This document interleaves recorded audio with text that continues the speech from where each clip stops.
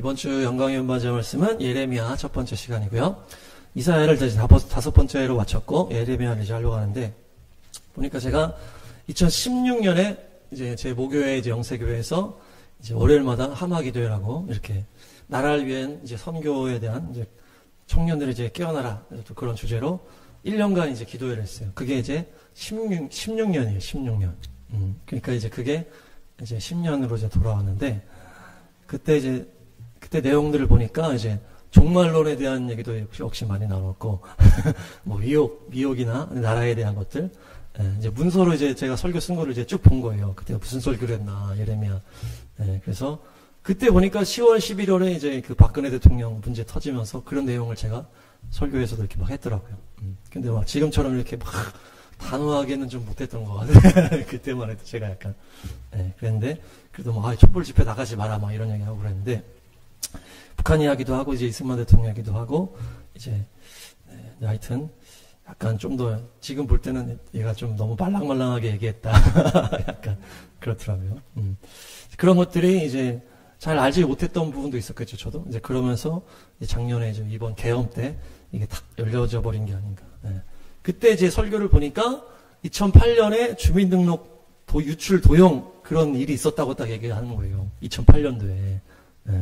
이게 벌써 지금 거의 20년 전부터 그때 이제 막 중국의 수행이냐 아니냐 그런 얘기 하다가 이제 묻은 것 같아. 근데 이제 그러면서 촛불 집회 터지고 막 그랬거든요. 그러니까 이게 얼마나 오래됐냐 이렇게 싶더라고요. 10년 전 자료를 보니까 이제 그때 그런 것들이 얘기를 했었는데, 종말론 통일 막 이렇게 얘기를 하면서 그 당시에 이제 통일이 되면 구원의 문이 닫힐 것이다. 제가 막 그렇게 얘기하더라고요. 통일이 되면 이제 더 어둠으로 빨려 들어갈 것이다. 이제 그렇게 얘기를 하더라고요. 우리나라도 통일되면 막 또 부강해질 거 아니에요. 그럼 이제 더 이제 영적 문은 닫히고, 물론 이제 북한 애들은 또 복음이 들어가겠지만, 우리 입장에서는 그런 얘기를 했던 것 같고, 박근혜 대통령 다음에 엄청 악한 대통령이 나올 거다. 제가 그런 얘기를 했더라고요. 그러면서 교회를 탄압할 거다. 그렇게 했는데, 이제 문재인 대통령이 그 이에 나와서 이 코로나 때 엄청 교회를 이제 탄압하는 그런 일이 있었죠. 10년 전 얘기를 이렇게 보니까 너무 재밌더라고요. 그 당시 이제 제가 이스라엘 뭐 완전히 열리진 않았지만은 이제 48년 회복이라든지 그런 얘기를 이제 막 하더라고요. 이스라엘 위로하자. 이런 얘기 하면서 또 이슬람 땅끝 선교하자. 이렇게. 그때는 이제 이슬람에 좀 더 제가 있었으니까. 뭐 이미스마엘 선교사님 설교를 그때도 하여튼 많이 들었던 것 같아요. 약간 내용 중에 그런 내용도 막 나오고. 근데 이제 제가 뒷부분에 막 설교자 추천하는 막 내용들이 있는데, 또 이미스마엘 선교사님은 또 추천을 안 하더라고, 제가. 인터컵이 이미지가 그 당시에 안 좋았다. 네, 10년 전에. 근데 그때가 이제 저희 안식년이라고 그랬죠. 그 뭐 교육 파트 사역하면서 전임하다가 이제 교육으로 바꾸면서 시간이 이렇게 좀 많이 배웠고, 나라 위해서 이제 기도했다. 그러면서 이제 나라적인 이제 박근혜 대통령 탄핵이라든지 그런 게 막 터졌고, 뭐 그때 지진도 나고, 그 한동대에서 지진도 나고, 그런 때가 딱 그때였더라고요. 2016년. 그러니까 이게 이제 10년의 한 텀이 지났잖아요. 2026년을 이제 제가 생각하는데, 좀 비슷할 수 있겠다. 이렇게 생각이 들더라고요. 그래서 2026년, 5786년이 이렇게 열리잖아요. 그래서, 2016년에 어떤 그런 이제 예레미야 종말론 선교잖아요. 예레미야는. 그러니까 그 내용이라든지 뭐 그런 문제라든지 뭐 지진이라든지 그렇게 했을 때, 이 5786년은 좀 더 종말론적인 상황이 펼쳐질 수 있겠다. 그런 이제 생각이 들더라고요. 5는 은혜수잖아요. 은혜수. 6은, 이게 이렇게, 666도 있고. 그러니까, 이게 좀 종말론적인. 지금 막 이재명 정권이 막 시동도 걸고 있잖아요. 막 뭐 순복음교회 김사원 목사님, 김장학 목사님, 손현보 목사님 막 이렇게 구속하려고 막 하고 있고, 반동분자로 막 몰잖아요. 뭐 내란 지지한 이렇게 하면서 이런 것들이 더 좀 펼쳐지지 않을까. 또 미국을 눈치를 얼마나 볼란가 모르겠는데, 또 팬데믹의 위험도 있을 수 있겠다. 그래서 6이라는 숫자가 이제 사람의 수다. 그렇잖아요. 사람의 수. 근데 또 6일 동안 일해라. 그래서 노동의 수라 그러더라고요. 6. 그러니까 이제 노동이 또 이제 사회주의, 공산주의잖아요. 그러니까 이게 또 짐승을 또 6일째 만들어가지고 짐승의 수라고도 하고, 적그리스도 666. 6은 인본주의와 공산주의를 말하는 숫자다. 그러니까 7 온전함에 이르지 못한 이 숫자는 6이. 그러니까 인간적인 어떤 어둠의 어떤 이런 일들이 펼쳐질 수 있겠다. 근데 이제 전에 이제 제가 이제 그 여섯째 딸 이제 설교할 때 그걸 보니까 6은 가능성의 숫자다. 이렇게 또 얘기를 하더라고요. 12를 반으로 나누면 또 6이잖아요. 그래서 12제자, 12개 떡상을 이렇게 6개로 두 줄로 이렇게 하거든요. 그러니까 12를 둘로 나누면 6이기 때문에 이제 6이 또 좋은 가능성이 또 있는 거예요. 제사장의 옷도 이제 그 6개 이렇게 나눠놨잖아요. 그 보석이. 그리고 천사의 날개도 2개씩 해서 6개잖아요.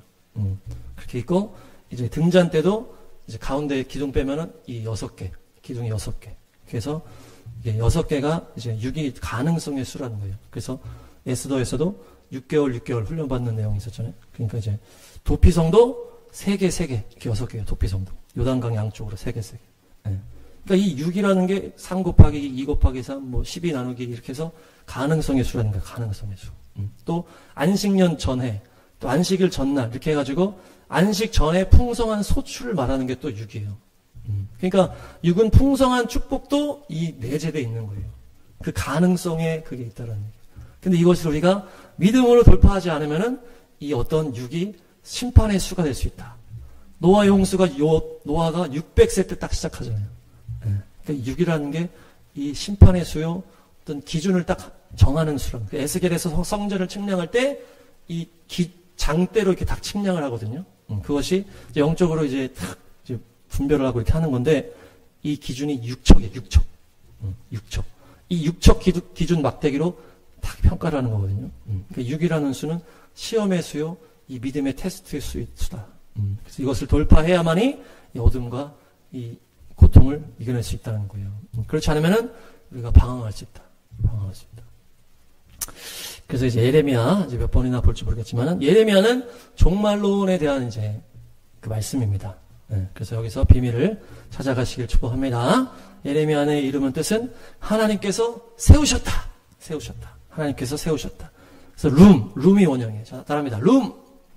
룸은 이제 일어나다, 높여지고, 높이 올려지다. 이런 의미가 있어요. 하나님이 높이 세우신 사람이라는 거예요. 예레미야가.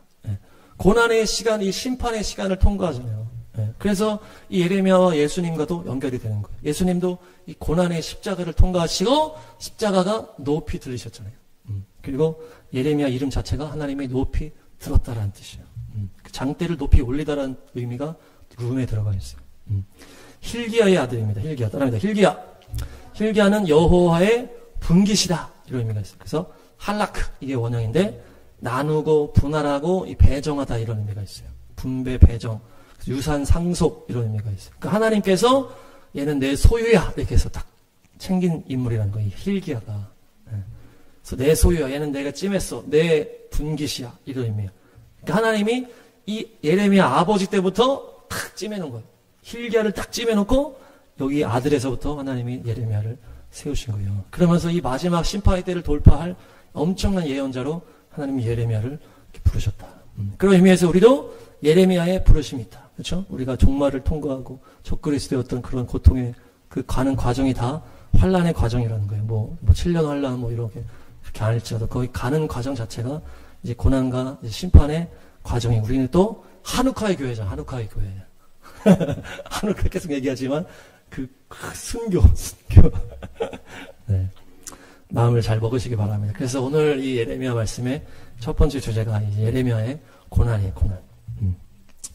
하나님은 이 예레미야를 친히 세워서 힐기야 때부터 부모님 때부터 탁 찜해가지고 이 예레미야를 모태에서부터 성령 충만하게 이렇게 한 다음에 고난에 돌파할 수 있는 사람으로 만든 거예요. 예레미야는 남유다가 망하는 그런 시대를 쫙 보잖아요. 그래서 예루살렘이 망하고 막 포로로 끌려가고 그 비참한 모습을 예레미야가 보면서 예언을 하잖아요. 그러면서 예레미야 애가 그래서 막 그러니까 이제 그 다니엘 뮤지컬을 이제 보니까 에스겔이랑 다니엘한테는 이 예레미야가 막 선배야. 우리 예레미야 선지자님 막 영적 권위자예요. 그 당시. 그 다니엘이랑 에스겔은 좀 한 단계 밑에 애들이고, 그러니까 나이대가 예레미야는 이미 막 활동했던. 예레미야한테는 이사야가 이제 또 이렇게 선배. 이사야 진짜. 애들은 또 다니엘 애들은 예레미야 이렇게 하는 거예요. 영적 어떤 계보예요, 계보. 그러니까 이사야는 남유다의 입장에서 북이스라엘이 망하는 과정이라고 그랬잖아요. 그래서 이 남유다에서 예언하는 그런 내용들이고 전체 성경의 역사와 같이 구원의 경륜과 구원의 역사를 쫙 이렇게 다룬 스케일이 엄청난 예언을 한 게 이사야라면은 예레미야는 이 심판과 종말에 대한 초점이 딱 있어요. 그래가지고 어떻게 망해갔는지 그거를 계속 얘기를 합니다. 그 다음에 에스겔은 회복에 대한 말씀을 예언을 했어요. 왜 망했는지, 어떻게 다시 회복할 건지, 어떻게 회복될 것인지를 이제 에스겔은 이렇게 예언을 한 거거든요. 그러니까 이사야는 구원이 이제 주제고, 예레미야는 심판이 주제고, 에스겔은 회복이 주제예요.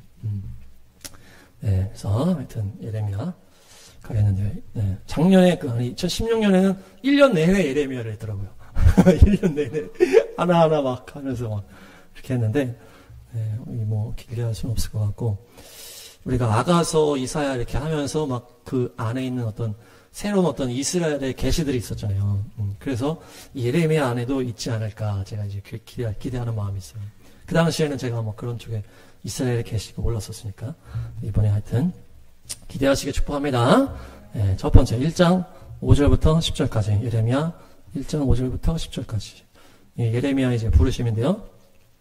모태에서부터 짓기도 전에 너를 택했다. 그 힐기야부터 택했다 그랬죠. 힐기야부터 탁 찜해놓고 예레미야를 딱 한 거예요. 그러면서 거룩하게 구별해서 모든 민족에게 심판을 선언한 예언자로 탁 선언을 하니까 저는 말을 잘 못합니다. 저는 어립니다. 막 이렇게 거절하는 거예요. 또 아직 어리니까.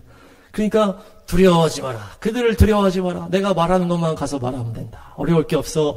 내가 말하는 대로만 가서 말하면 돼. 그러면서 예레미야 입술에다가 탁 하나님의 말씀을 탁 맡기잖아요. 그러면서 똑똑히 봐라. 너를 통해서 이 놀라운 이 심판과 이 예언들을 하겠다. 그러니까 보니까 예레미야가 어릴 적에 불렀는데 예레미야는 이 제사장 집안의 이 아들이에요. 힐기야가 제사장인데 아나돗 제사장이다. 아나돗 마을의 제사장이다 이렇게 하거든요. 그러니까 지금으로 따지면 약간 시골교회 목사님 아들. 시골교회 목사님 아들. 우리가 아들이 태어나면 예레미야. 네, 종말론적인 열방의 심판을 선포할 예언자로 모태에서부터 구별해 세운 거예요. 아주 엄청난 거를 맡기기 위해서는 모태에서부터 이렇게 하시잖아요. 모태 삼선도 모태에서부터. 네. 그냥 냅두면 이게 안 되는 거예요. 완전 모태에서부터 구별해가지고 하지 않으면 이게 너무나 강력한 일을 해야 되니까. 거절을 했는데, 거절하지 말고 그냥 내가 하라는 대로 해라. 말만 하면 된다. 다 이렇게. 말을 잘 못한다. 모세도, 제가 말을 잘 못해요. 계속 이제 거절하잖아요. 아론을 붙여주셔가지고, 이렇게 하게 하셨는데, 그러니까 엄청난 제대로 된 선지자는 말이 어느라구나. 말이 유창하지 않았구나. 그래서, 이게 우리가 말의 실력으로 하는 게 아니다라는 거죠. 네, 그래서, 제가 말이 좀 어느라. 그래서, 두려워하지 말라. 내가 너를 보호해주겠다. 그러면서, 이 종말론적인 설교자들은 어때요? 주님이 보호해 주셔야 되는 거예요. 종말론은 이 말씀 잘못 전하면 이제 막 돌이 날라오잖아요. 동성애 얘기했다가 막 돌 날라오고 막 이슬람을 막 테러해버리고 그런단 말이에요. 그러니까 지금 우리나라도 막 구구몰이 막 이렇게 하잖아요. 그러니까 이 종말론적인 선지자는 마음이 강해야 된다. 이 욕먹고 하는 거를 두려워하면 안 돼. 그 공격 당하는 거를 두려워하면 안 돼. 담대해야 된다. 가슴에 손을 얹고 담대하라. 그래서 예레미야는 그런 마지막 때 종말론적인 선지자였기 때문에 하나님이 담대하라고 계속 얘기를 해요. 그러니까 지금 뭐 아랍 지역이나 막 아프리카나 어떤 그런 땅끝 어떤 그런 분위기라기보다는 약간 미국이나 유럽 출신이라고 보면 돼. 우리나라도 비슷하게. 이게 아랍이나 이제 땅끝은 막 어떤 복음의 이제 초창기 상황이잖아요. 근데 이 예레미야 상황 복음의 초창기 상황이 아니고 이 종말론적인 상황이잖아요. 그러니까 유럽이나 이제 미국에서 그 상황에서 이 말씀을 전하면은 막 공격당하는 그런 상황이라는 거예요.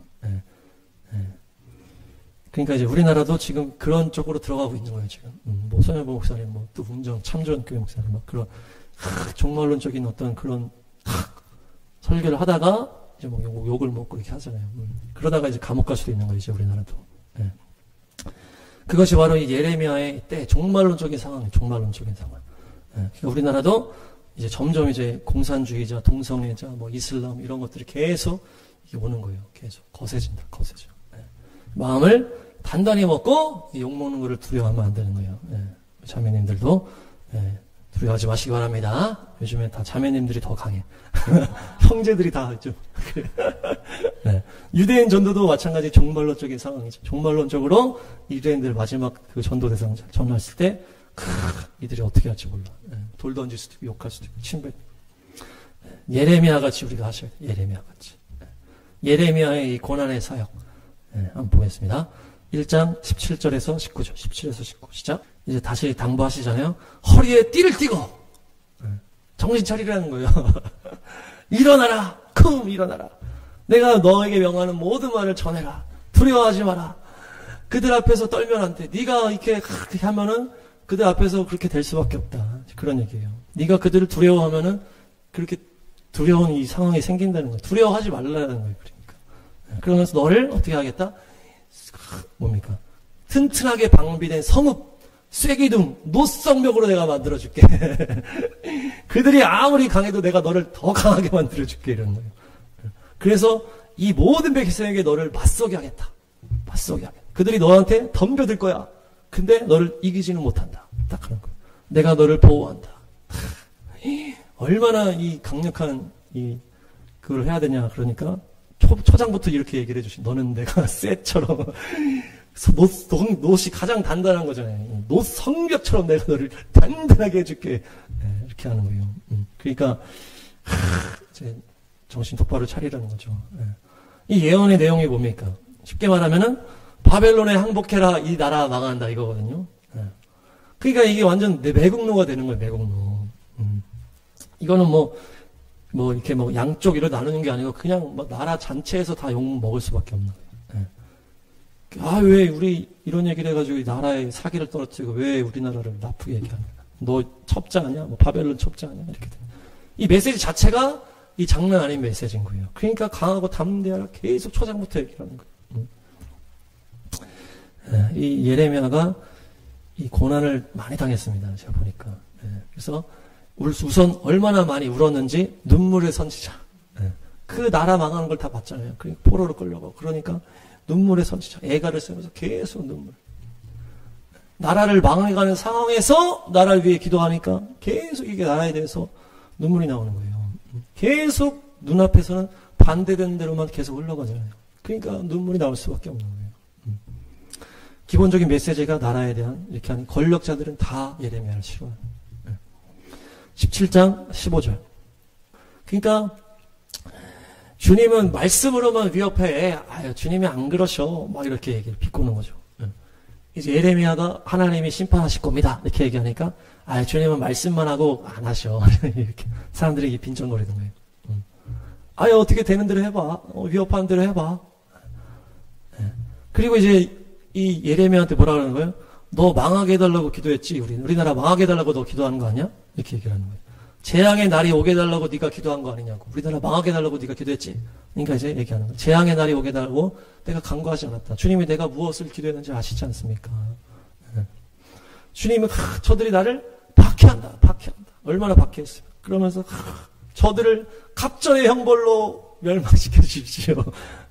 저들에게 재앙이 오게 하십시오. 자기를 막 박해하고 이런 사람 너무 많으니까. 그러니까 막 얼마나 이제 욕을 많이 먹었나 이거예요. 욕을 많이 먹어. 18장 18절에서 23절까지. 네, 너무 예레미야가 솔직해져. 네. 이 예레미야를 어느 정도까지 박해를 했어요? 죽일 계획을 막 세우는 거예요. 사람들이 얘를 죽여야 되겠다. 뭐라 그래요? 율법을 가르쳐줄 제사장도 많아. 지혜를 줄 현자들도 많아. 예언자들도 많다 이거야. 네. 그러면서 그를 헐뜯자. 그러면서 무시하자는 거예요. 그의 말을. 왜? 다 그런 얘기를 안 하는데 예레미야 혼자 이 멸망, 심판 이걸 얘기하니까. 네. 근데 이들이 선을 악으로 갚았다는 거예요. 예레미야 입장에서. 왜냐?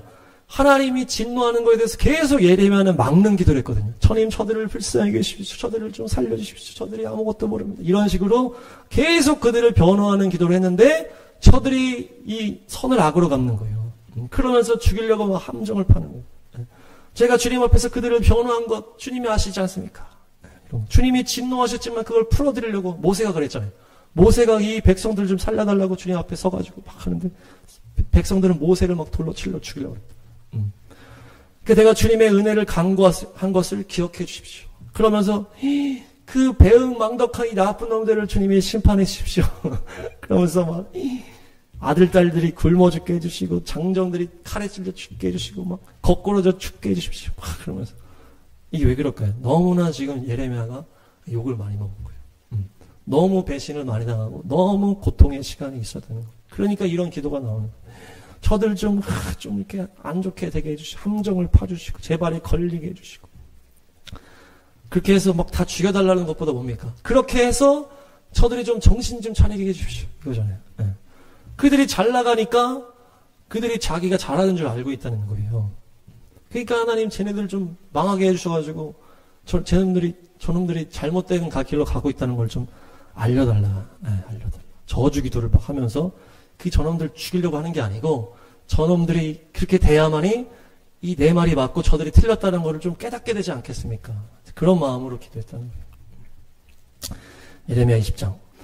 임멜의 아들 제사장인데 성전 총감독이에요. 그러니까 지금 따지면 이 교단장, 뭐 총회장 그런 그 정도의 이제 그때 당시에는 이게 종교 사회니까 그 총회장이 권세가 있는 거예요. 우리야 뭐 이렇게 총회장이 뭐 권세가 이렇게 있지 않지. 그냥 교회 안에서나 있지만은 이때는 이 종교 사회이기 때문에 이 총회장이 뭐 대제사장 같은 그런 능력이 있는 거예요. 그러니까 예레미야를 막 때리고 감옥에 가둬버렸어. 착고에 채워서 근처에 가둬버렸어. 그러니까 이제 자기들의 어떤 그 권력자들이 하는 말과 다른 말을 하잖아요. 이 예레미야가. 교단에서 하는 말이 있는데 그 말을 안 하고 다른 말을 하니까 얘를 이제 뭐 처분을 한 거죠. 예레미야가 이제 너무 힘들어가지고 20장에 14에서 18절까지 14에서 18. 이 예레미야가 이제 생일 저주라는 이렇게 하는 거예요. 이 욥이 너무 힘들 때 내가 왜 태어났지 이렇게 고백하잖아요. 지금 예레미야가 너무 힘들기 때문에 욥이 사실 가장 힘든 고난의 어떤 그런 인물이잖아요. 예레미야도 비슷한 거예요 지금. 내가 왜 태어나가지고 이렇게 수모를 당하고 있나. 아들입니다 아들 했던 그 사람이 죽었어야 되는데 그 사람이 저주받았어야 되는데 내가 엄마 배에서 그냥 죽었어야 되는데 내가 태어나지 말았어야 되는데 태어나가지고 어떻게 되는 거예요? 내가 이런 고난과 고통과 수모를 당하고 있다는 거예요. 태어나가지고. 얼마나 힘들면 이제 이런 얘기를 할까요? 그러니까 이제 예레미야의 고난과 고통이 엄청났다. 예레미야 37장 13절에서 16절. 예레미야가 감옥을 이제 몇 번을 가는데 여기는 또 오랫동안 갇혀 있었다. 그러면서 뭐라는 거예요? 너 지금 바벨론이한테 투항하러 가고 있지? 계속 예레미야가 뭐라 그래요? 나라 망할 거니까 바벨론에 항복해라. 이 메시지니까 이게 계속 첩자로 오인을 받는 거예요. 아니야, 나 바벨론 진영으로 투항하러 가는 거 아니야. 해명을 해도 체포해가지고 가져가 버렸어. 그냥 너 투항하러 가고 있지? 잡아가 버렸어. 아닌데 잡아갔어. 지금도 이제 막 그런 게 계속 있을 것 같아 교회. 너 이 내란 동조 세력이지? 아닌데요. 데리고 가. 그래서 지하 감옥에 갇혀 있었다. 그러면서 막 때리고. 그러니까 계속 이제 이런 오해를 평생 지금 받는 거예요, 예레미야는. 계속 예레미야는 처음부터까지 나라 망하니까 바벨론에 항복해라 이거거든요. 배신자 매국노 길을 계속 가는 거예요, 그냥. 이건 마치 여호수아가 가나안 정복 전쟁 할 때 라합이 여리고에서 기생이었던 라합이잖아요. 근데 이 여리고성이 이제 운명이 당한 거를 라합은 안 거예요. 이 외부에서 들어오는 이 민족, 하나님의 백성이, 이 새로운 그거라는 것을 딱 알아차린 거죠. 이 여리고가 너무 타락한 거를 이제 안 거니까. 그러면서 오히려 누굴 속여요? 정부 관계자들을 다 속이잖아요. 그 여리고에 있는. 그러면서 이스라엘 정탐꾼들을 다 숨겨주고, 이렇게 숨겨놨다가 탁 이렇게 가서 어디서 숨었다가 가라. 우리 가정을 살려달라. 이렇게 얘기하잖아요. 그러니까 배신자잖아요. 완전 이 여리고 입장에서는. 이 라합이. 근데 이 라합은 믿음으로 생명의 길에다가 탁 줄을 서는 거예요. 이게 예레미야도 지금 똑같은 거예요. 이게 지금 이 나라가 지금 망하는 상황이기 때문에 여기 망하는 길에 있는 게 아니고 생명의 길에 자꾸 이제 줄 서면서 얘기를 계속 하는 거예요. 그러니까 계속 배신자 낙인을 계속 찍히는 거죠. 근데 왜 이게 어려웠냐? 이게 보니까 얼마 전이잖아요. 어떻게 보면 얼마 전인데 북이스라엘이 망하고 그 북이스라엘을 망하게 한 그 아수르 제국, 강력한 아수르 제국이 왔는데 이 남유다가 이겼단 말이에요. 그게 지금 얼마 전인 거예요. 히스기야 때니까. 얼마 전에 우리가 이 아수르 제국을 막아내지 않았냐. 그러니까 바벨론 제국도 우리가 막아낼 수 있다 이렇게 되는 거예요.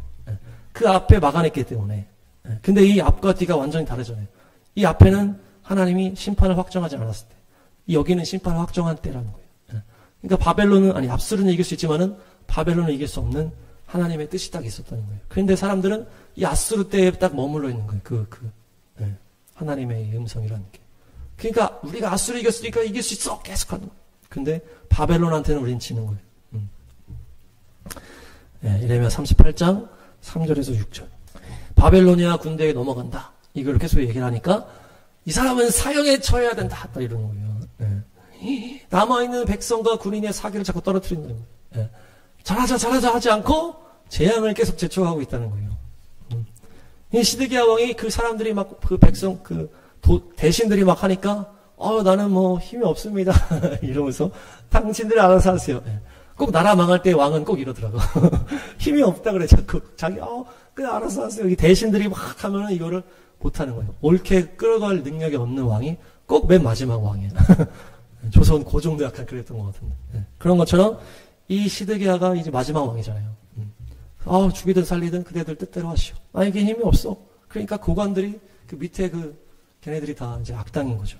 그들이 예레미야 붙잡아가지고 또 쳐박아 버렸어요. 예, 웅덩이 속에. 예, 웅덩이. 그러면서 예, 웅덩이 진흙 속에 완전히 이렇게 들어가는 거죠. 예. 그럼 어떨 것 같아요? 완전히 너무 힘들 것 같아요. 너무 더럽고 뭐 벌레 그냥 거기서 그냥 대소변 다 해야 됩니다. 근데 여기서 하나님이 피할 길을 내주시죠. 38장 9절에서 13절. 9절. 근데 또 이 왕의 또 특징. 또 착한 사람들이 와서 하니까 그럼 그렇게 해. 왕의 중심이 없어. 그래서 예레미야, 하나님이 피할 길을 내주셔가지고 에티오피아 에벤멜렉이라는 사람이 와가지고 저렇게 있으면 굶어 죽습니다. 예레미야를 살려야 됩니다. 막 이러니까 이 왕도 약간 예레미야에 대한 어떤 존재감 인식이 있었던 것 같아요. 나중에 막 예레미야한테 물어보고 막 이러거든요. 그러니까 그래 그럼 끌어올려라 이렇게 하는 거예요. 이게 또 너무 깊은 데 있으니까 그냥 또 끌어올릴 수가 없어. 막 옷을 다 묶어가지고 옷으로 로프를 만들어가지고 붙잡아서 끌어올리는 거예요. 얼마나 깊으면서 이렇게 끌어올릴 그런 상황이 아니니까 이 옷으로 다 이렇게 묶어가지고 끌어올렸어요. 그러면서 이 에벤멜렉이라는 사람이 예레미야를 빼주는 거예요. 그러니까 뭡니까? 이 최악의 상황에서 하나님이 언제나 피할 길을 주신다. 예. 그래서 우리가 마지막 때 돌파할 때 이거 너무 최악인데 그때 하나님이 딱 도와주시는 거예요. 피할 길을 딱 내주세요. 예. 예. 서로 인사하겠습니다. 피할 길을 내주십니다. 네. 그러면서 이 감옥에 계속 있을 때 예루살렘이 함락이 됩니다. 예. 40장 1절에서 6절까지. 아멘. 이제 그러다가 이제 망한 거예요, 예루살렘이. 이 감옥에 있다가 망해가지고 이제 포로로 끌려가는데, 근위대장이 와가지고 이런 말을 하잖아요. 이 바벨론 근위대장인데, 당신들이 하나님 말을 안 들어서 이렇게 우리를 통해서 심판한 거 아니요. 이렇게 얘기를 하는 이 바벨론 근위대장이 얼마나 믿음이 좋은지. 그러니까 이 사람 믿음이 있으니까 이제 예레미야가 특별한 사람인 걸 아는 거예요. 그러면서 풀어주는 거예요, 예레미야를. 다 끌어가는 상황인데. 풀어주면서 같이 가든지 여기 머물든지 알아서 해라. 그러면서 막 선물 주고 막 이렇게 먹을 수 있게 막 주는 거야. 양식을 주고. 네. 그러니까 예레미야는 다시 동족들한테로 가잖아요. 포로로 끌려가지 않고 이 바벨론 땅으로 가지 않고 그 땅에 남아서 거기서 이제 같이 사는 거예요. 그러면서 미스바로 가서. 그러니까 의미가 이 마지막 때 하나님의 말씀에 타협하지 않고 진리를 전하는 게 오히려 마지막에는 승리하는 거예요. 네. 이 예레미야는 타협하지 않고 했더니 망한 다음에 이게 살아나는 거거든요. 근데 거기서 타협했던 사람들은 결국 다 죽고 끌려가 이렇게 되는 거잖아요. 이사야에서도 뭡니까? 끝까지 이렇게 했을 때 이 다니엘이 이 고레스한테 이걸 보여줬잖아요. 끝까지 진리의 편에 살면은 오히려 생각지도 못했던 방법으로 살아나는 거예요. 물론 뭐 동족들한테 어려움도 당하고 했지만은 결국에는 승리자가 예레미야라는 거예요. 네. 그렇지 않은 사람 타협하고 그냥 적당하게 했던 사람들은 다 학살당했다. 학살. 네. 우리가 이걸 기억해야 돼. 끝까지 해야 된다. 우리가 정치를 봐도 적당하게 했던 사람들 다 나중에 넘어지잖아요. 철저하게 하는 사람이 끝까지 가는 것 같아. 철저하게 하는 사람이. 적당하게 그냥 이 사람이랑 좀 타협하고 저 사람한테 이 사람 말 듣고 막 이렇게 하는 사람들은 다 나중에 본심이 드러난다든지 뭐 망한다든지 하는 거예요. 그러니까 예레미야처럼 우리가 끝까지 진리 편에 서서 이렇게 사수해야 된다. 강력하게. 에레미야 16장. 아내를 만나지 말고 자녀를 낳지 마라. 아들, 딸들이 얼마나 고통을 당할지를 내가 말해준다. 그러면서 그들이 질병 가운데 그게 다 죽어가 전쟁에서 죽어서 굶주려서 죽어서 그 시체가 들짐승한테 먹힐 것이다. 근데 임박한 종말의 상황에서는 결혼하는 거, 악인하는 것도 이게 사치라는 거예요. 그러니까 예레미야 때는 완전한 이 임박한 종말이거든요. 그러니까 결혼하지 말고 이제 하지 말라는 거예요. 애기도 낳지 말라. 그 다음 보시면 5절에서 9절까지. 결혼도 하지 말고 애도 낳지 말고 초상집에도 가지 말고 잔치집에도 가지 말라. 이 유가족 위로한다고 초상집에 가서 위로하잖아요. 근데 이 백성에게 하나님이 위로와 자비를 거두었다는 거예요. 이 백성에게 이제 끝장을 가는 이 백성에게는 위로와 자비를 거두었기 때문에 네가 위로한답시고 가서 초상집에서 위로하지 말고 잔치집에도 가지 마라. 이제 너희의 기뻐하는 그 소리를 내가 사라지게 해주겠다. 기뻐하는 것도 이제 너희들은 끝났고 위로하는 것도 이제 끝났다. 결혼 아이들도 끝났다. 이런 거예요. 이 백성에게 위로나 기쁨이 끝이 났다. 이런 거예요. 그것을 예레미야가 그대로 결혼도 안 하고 애도 낳지 않고 이제 초상집도 안 가고 잔치집도 안 가고 그렇게 하는 거잖아요. 이것이 바로 선지자들의 어려움이에요. 선지자들의 어려움.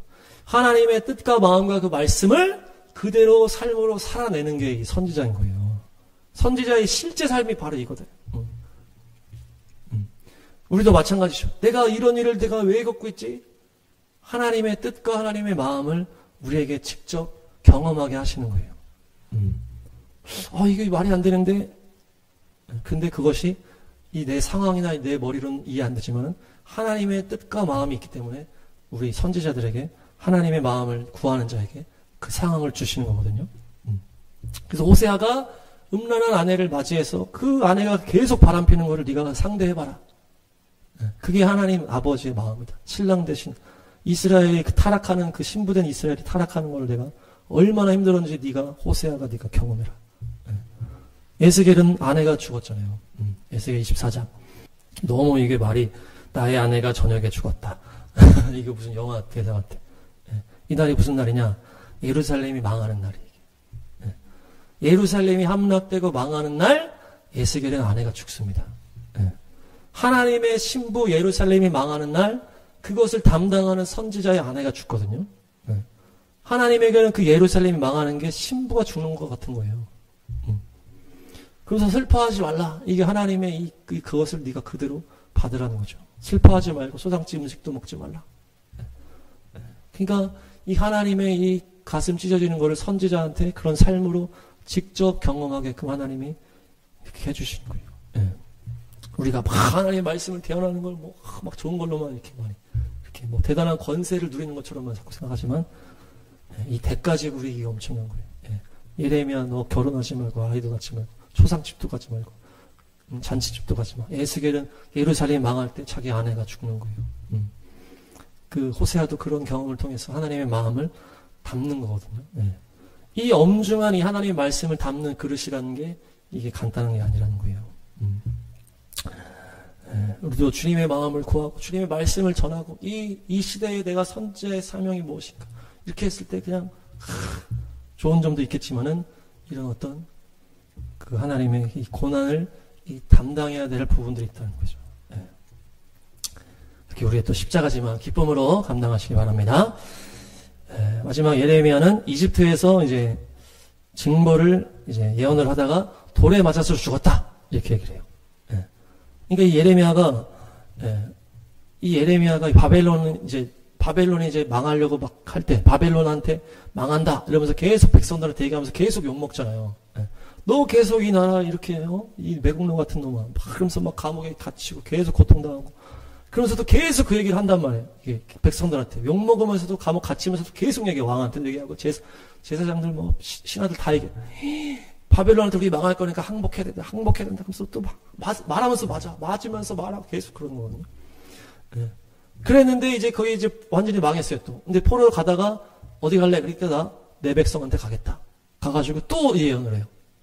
또 이제 뒤에 쭉 나오는데 이집트로 가면 안 됩니다. 막 얘기하거든요. 근데 사람들이 또 이집트로 다 가. 이집트로 가면 안 된다고 그렇게 얘기를 했는데 이 예레미야가 말한 대로 됐잖아요. 지금 바벨론한테 이렇게 망했는데 또 말을 안 듣고 또 이집트로 가면 안 됩니다. 가면 안 됩니다 했는데 또 이집트로 가. 근데 예레미야가 또 따라가 거기를 이집트를. 백성들을 계속 따라가는 거예요. 그래서 계속 얘기하는 거예요. 이집트에서도 너 이러면 안 돼, 이러면 안 돼 이게 얘기하다가 거기서 돌 맞아 죽었다는 거예요. 예레미야가. 그러니까 이 예레미야가 정말 엄청난 진짜 선지자 사명죠.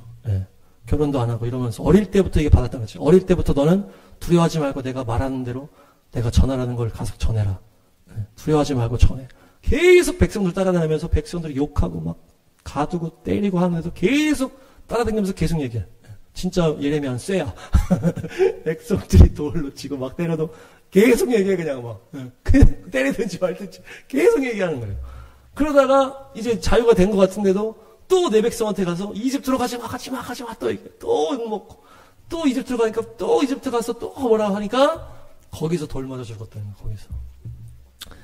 그게 이제 마태복음 23장입니다. 마태복음 23장.